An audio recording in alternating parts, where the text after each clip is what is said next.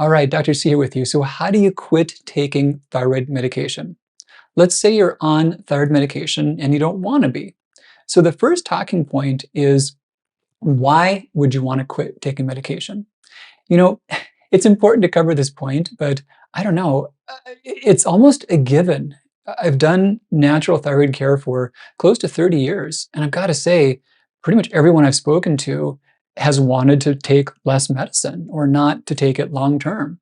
And I think it makes perfect sense. No one wants to feel like they have to take something. What if they couldn't get it? Conceptually, we want our bodies to work better on their own. So just overall, people generally want to already. If someone didn't already know that it was worth doing, then the process is, are you healthier without being on medication? There's a lot of evidence saying that thyroid medication, it actually raises some health risks. One big study was done in Korea, South Korea, and it looked at people on thyroid medication compared to others who were similar but were not. And they matched these groups up really well in terms of just what were their overall risk factors, like how many had high blood pressure, how many had high cholesterol, etc. So the risk factors were really similar, but with the one difference of being on thyroid medication, the total risk for death was almost twice as high. And that was even with the same thyroid levels. So this gives rise to a really important concept that I wish someone would have told me many years ago as a young doctor. Taking a hormone is not the same as making a hormone. Even if it's the same hormone, even if it's the same amount, we can help when the body can't do something by itself, but we can't do it as good as our bodies can. A crutch is better than nothing, but it's not as good as a healthy leg. And it's the same way with thyroid function. So we know that there's health problems. So that's total mortality risk. There have been about half a dozen studies looking at the cancer risks of thyroid medications. Now, this one is often really shocking for people, but the data is consistent. This has been looked at in many parts of the world, many different angles. Thyroid meds raise the risk for cancers. There's just no two ways about that. It's nearly any kind of cancer you could think of, and it's by a substantial amount. In most cases, it's about a 50% risk increase. So it's a fair amount. So to not want to take thyroid medication is a totally valid goal. So now let's talk about what are we talking about by what is the outcome goal? What does success look like? How do we define that? Well, there's two levels to that. One of which is, yeah, you take 0 pills, and that's totally cool. In many cases, that's not possible. And so it's worth knowing that even a reduction is a win. Even if you're not someone that could or does get to where you need none, just taking less is still a big win. So let's now talk about the whole steps for this process, the steps about coming off. And I've got six steps we'll talk through. First one is, are you a candidate? Is this something you should even think about? And this is one to where it's important thinking about and important, obviously, acknowledging. But it doesn't disqualify that many people. So who is not a candidate? Well, someone that doesn't have a thyroid, that has no thyroid at all. Now, I've seen some very rare exceptions to this. Some people thought their thyroid was taken out, but it wasn't all taken out. That's not common, right? It's not impossible, but it's not common. So not having a thyroid, we consider this to be a contraindication for coming off thyroid meds. Kind of obvious in general. Those who also have almost no thyroid left from procedures. So they had radioactive ablation most commonly, and that shrunk it down. Now there's also a subtype of Hashimoto's, rather rare, called ORD's disease, ORD. And this causes the thyroid to atrophy to just about nothing, like a lentil, like almost nothing left. And this is known by ultrasound. So you can't quit taking thyroid meds if you don't have a thyroid, if there's really nothing there. And that's probably not going to surprise people. That's kind of straightforward. Now, the other thought is, when might it not be a good time to quit taking meds? Well, if you're on meds for past cancer, you need close management. If you're pregnant, if you're nursing, those aren't times you would make a change like that. And so the next thing is important to know who can do this. You want to have a team in place. You want to have people there that have been through this before and have overseen this process before, and they can guide you in this. So this is something that's not that radically different than any other medical procedure. You want someone who's done it a lot. You don't want to get brain surgery by someone who read about it in a book once, even if they are a surgeon. So yeah, you want someone to supervise you in this process that's overseen people in it before, that knows how it works. And that person might be your prescriber. It might not be. It's okay either way. You can have a guide and a prescriber, or maybe your prescriber is your guide and they're experienced. That's totally cool. But in any case, your prescriber's got to be on board. So yeah, your prescriber's got to be supporting you, has to believe that it's a good idea for you, and is willing to help oversee this process by the changes in your medication. That's the first step. You got to be eligible. Now, the second step, it's worth just thinking through how much of a reduction is likely. Are you someone to where you probably won't be able to reduce by much at all? Maybe by a lot. And it's worth being aware of that. Now, one important consideration is how long you've been on treatment. And as I talk about these various things that show how likely you are to come off by how much, please don't hear me say these things mean you can't do it. I'm not saying that. These things are suggestive of how far you're likely to go on average. But everything I say now for these next few guidelines, there are people to where they've got all the odds stacked against them and they do fine, they come all the way off. So please know that these are just some general ideas. So yeah, the first one is duration of treatment. How long have you been on medication? There's some threshold around 4 years. The further you are above 4 years, the more likely you are to need some medication than the more below 4 years it was, so the duration. Now, the next big factor that goes with this is overdosage. If someone was put on an overdose of medications. Now, here's the connection with that. When you take more medication than you need, that shuts down the signal telling your thyroid to grow itself and repair itself, your TSH. So an excessive dose of medication lowers the signal that keeps your thyroid doing its own upkeep. So therefore, if you're on an overdose, that makes it even more likely your thyroid may have gotten lazy. And the more severe that overdose is and the longer it is, the worse that whole thing is. Now, next consideration is, what was your original diagnosis? Why were you put on thyroid medication to begin with? This can be one of the most important, actually. And whenever someone talks about, do they need a different dose of medicine? Why is their medicine not working? Why are their levels not stable? My first question is, why were you put on medication? What was the original diagnosis? This one means so much. In many cases, people were not given a clear original diagnosis, or they were told they were given the medication for Hashimoto's. Now let's define some terms and pull some things apart. So Hashimoto's is purely an immune attack. It's nothing more than changes that occur microscopically to cells. For some people who have these changes, that may lead to hypothyroidism. That may lead to a lack of thyroid hormone. But hypothyroidism and Hashimoto's are separate things. They may overlap, but they are separate things. And the data is very clear that if someone doesn't have hypothyroidism to a marked degree, medications do not help Hashimoto's. So when someone says, oh, my doctor gave me Levothyroxine because they said I had Hashimoto's, that's not a good reason. And the flip side of that is that does mean you've got a good chance of not needing to stay on that medication. You probably do well with a taper or withdrawal process for it. So then the thought, if Hashimoto's doesn't count, then what are the degrees of hypothyroidism and how do they matter? Yeah, so hypothyroidism, we can think about it occurring in 3 different degrees. In the first one, all your scores are normal, but you don't feel good, and there may be a problem. And that's valid. It's real. We call this suboptimal thyroid function. I won't go into the depths of how we define that, but that just means labs are normal, but something may be off. In this situation, meds are not likely to help. And the efficacy of withdrawing off meds is high. Someone's likely to be able to come off. Next stage is what's called subclinical disease. This is where your thyroid is being yelled at and told really hard to work, and it's still keeping up. What that means is the TSH is elevated. It might be 15, it might be way up, but the T4 levels have not shut down. And by shut down, I don't mean low normal, I mean way below range. So this is subclinical disease.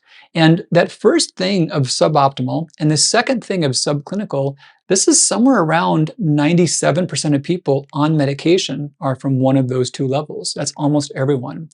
Both of these levels, there's no average benefit from thyroid medication. So yeah, if someone entered because of those, they've got a really good chance of exiting, of coming off again eventually.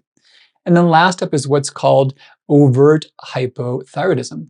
That's where your thyroid's yelled at and it's shut off. You know, if you ever saw Star Trek, to where Kirk is yelling down to engineering and saying, Mr. Scott, we're going to need to go into warp. And he says, I'm sorry, Captain, the engines, I'm giving you all we got right now, you know? So that's overt hypothyroidism. You know, Kirk is yelling and Scotty can't keep up. The engines have shut down.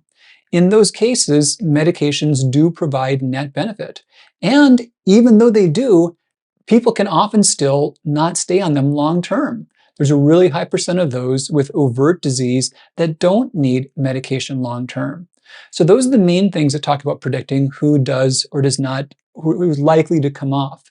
Now, a couple other factors you might think about. These are some weird ones here. So what about thyroid antibodies? I've heard some say, you know, I want to come off my medication, but I know I've got to get my antibodies down first. Do you really? Is that true? That could be true if it were logical and simple. But there's actually some evidence suggesting the exact opposite of that is true. Some studies have shown that those who have higher levels of anti-thyroglobulin or thyroid receptor antibodies have a greater likelihood of recovering normal thyroid function. So is that wild or what? That's how it is.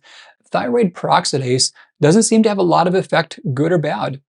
So if you wanted to quit your meds, you know, it's good to take steps to lower your antibodies. I've talked a lot about that, but you wouldn't have to wait on helping your antibodies before you quit your meds. Sometimes quitting your meds can help your antibodies.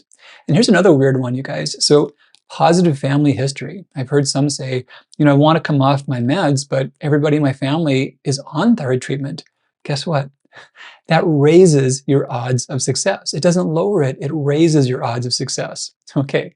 So those are the first two steps. We talked about, are you a candidate and what are your odds? Now the third one is, you got to go into this with realistic expectations. You know, what's the ride going to be like?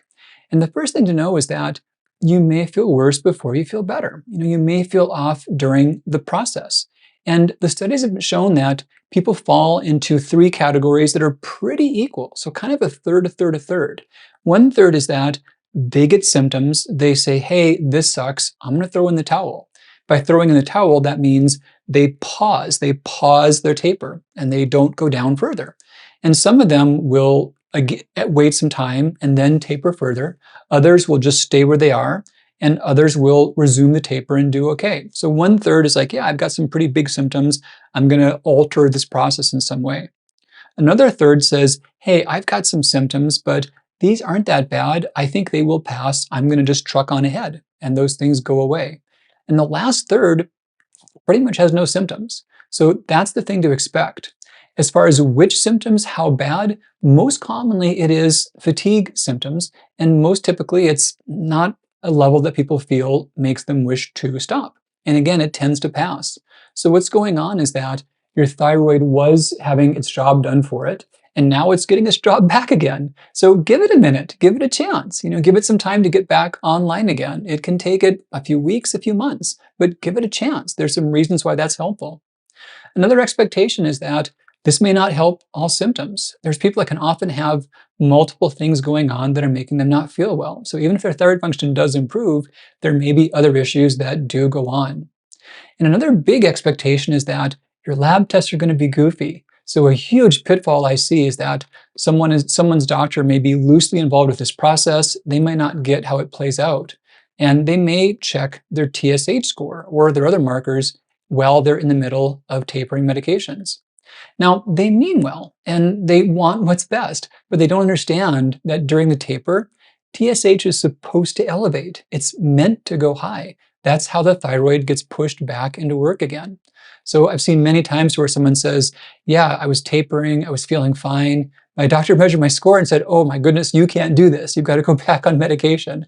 And yeah, that was a misunderstanding. So you've got to be clear on that with the expectations too. And one more expectation, this is kind of a weird one. Some people get hyperthyroid symptoms while they're tapering. Did you hear that? They get hyperthyroid symptoms. They totally do. And what's going on here is that, remember I was saying how your thyroid is being told to work again and it's coming back online. Well, you know, it's just figuring things out and it may overdo it for a little bit. So it's actually really common to have your heart race sometimes, maybe even have your blood pressure go up a little bit. It's usually not severe, usually not lasting, but it's not uncommon to have some hyperthyroid symptoms while you're taking less medication. Now, in the big scheme of things, it's a problem, but it's kind of a good problem. It means your thyroid was chomping at the bit. It wants to get going and do work by itself again. So that was step 3. Step 4, make sure your body is ready. Now, a lot of the studies on deprescribing didn't do a whole lot to get people ready, and they still did okay. But the more you do to get ready, the better you can do with this. The first one by far is to regulate your iodine intake. That's what the thyroid reset diet is all about. And some of the studies on deprescribing did have people regulate their iodine intake. It did talk to them about some of the main sources of iodine and how to reduce those. You can go as far as to measure your urinary iodine to creatinine ratio levels. And that way you can be sure you're at a therapeutic level and you got your best chance at deprescribing and coming off successfully. Next step is to be sure you've got enough micronutrients. There's a lot of key ones that you need for normal thyroid function, for your deiodinase enzymes to work, for your liver to activate thyroid hormones, and for your immune system to respond well. And I made a blend called thyroid-specific formulations. The things you want while deprescribing include thyroid daily, hypothyroid support, and T2, T3 converter. Those were all made to support the restoration of normal thyroid function and better utilization of your own thyroid hormones. Now, along the lines of preparation, sometimes there can be medical conditions that make you less apt to be successful. A couple of the biggest ones would be low levels of iron. So iron deficiency anemias, latent iron depletion. We can also see cortisol abnormalities or fatty liver. So those are 3 examples, but there's other conditions that can be present. So yeah, get yourself healthy. Now, a lot of folks have had problems in those areas and they've still done fine on coming off meds, but you'll probably have an easier ride if you're healthier going into it. Okay, that was step 4. Step 5, you want to make a plan. You want to really connect with your prescriber and your guide if that's a different person and get your plan in place. The first thing that includes is the fact that you're in charge of this whole thing, and that ultimately how quickly you proceed or how slowly you proceed or whether you quit is based on you. It's based on you and your symptoms. Lab tests aren't really helpful during the thick of it. There's a lot of reasons why they're not as accurate and not as meaningful, and this really is a matter of your preference. And it's worth knowing too that any level of reduction you make is better and your body is healthier for it.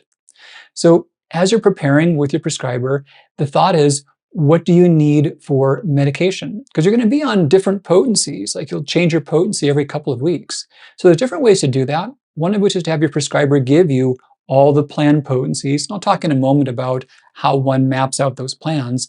But what I find easier is to have a lot of pills at a low potency. And as you step through the process, you can take fewer pills. And if you're on T4-based medications, it's often just a matter of having enough pills, because with those you can skip days, so you don't need a lot of different potencies.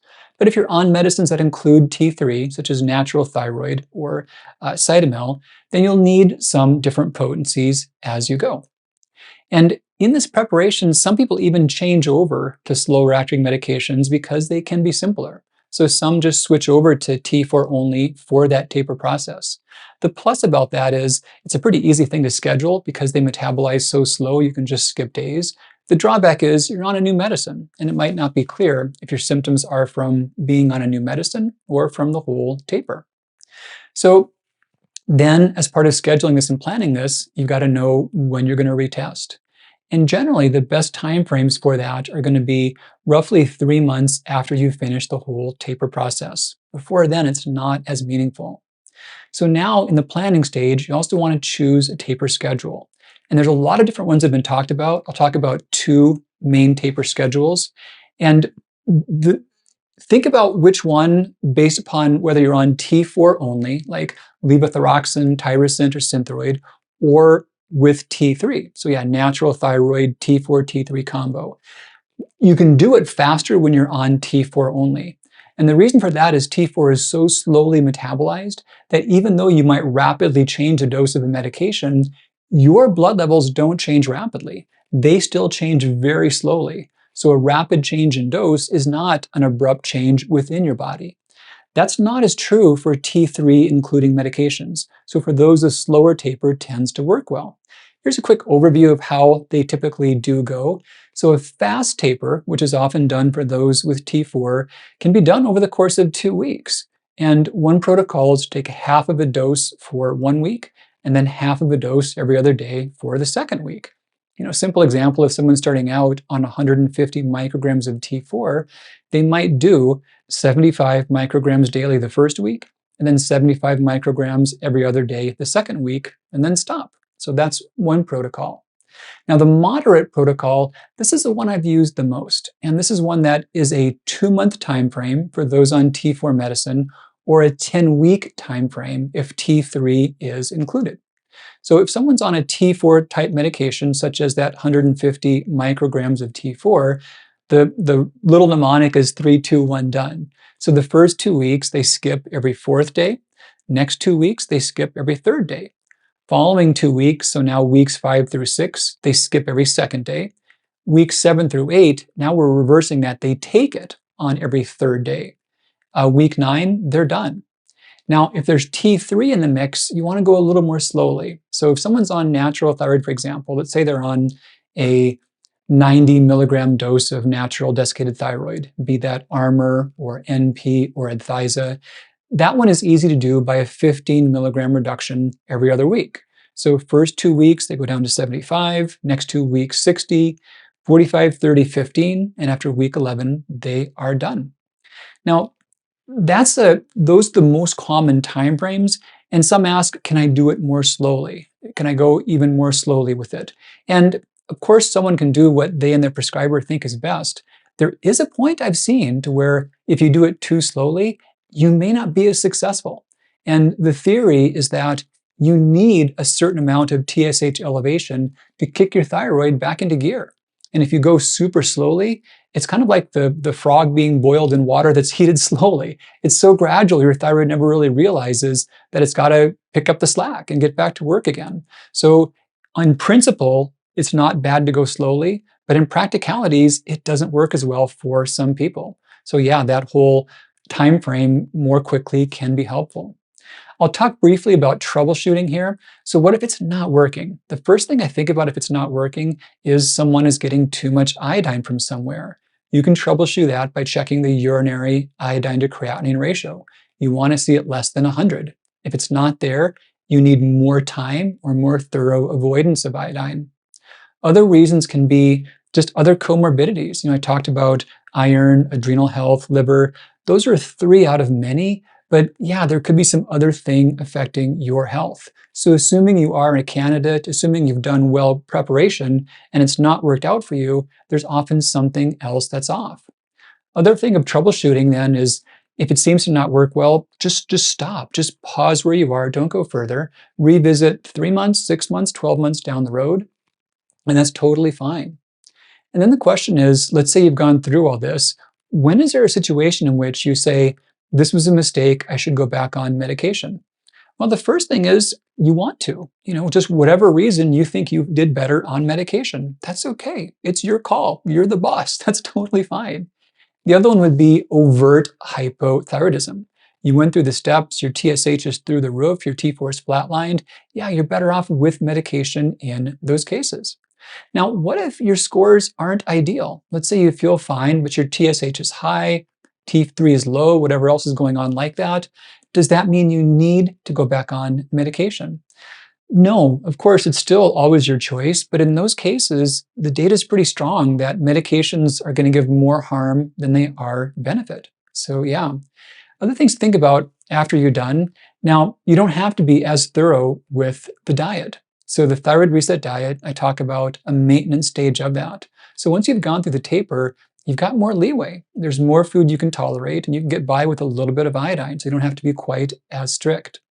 And then one last thought about things to do after the whole taper, talk to your immediate family members. So yeah, children, parents, siblings. The reason why is that they're more at risk for thyroid disease. and some of the basic maintenance steps that you want to do, like the maintenance stage of the thyroid reset diet, that can cut their odds of developing thyroid disease. So those are the 6 steps. That's how someone can quit taking medication. Dr. Christianson here with you, and good to connect.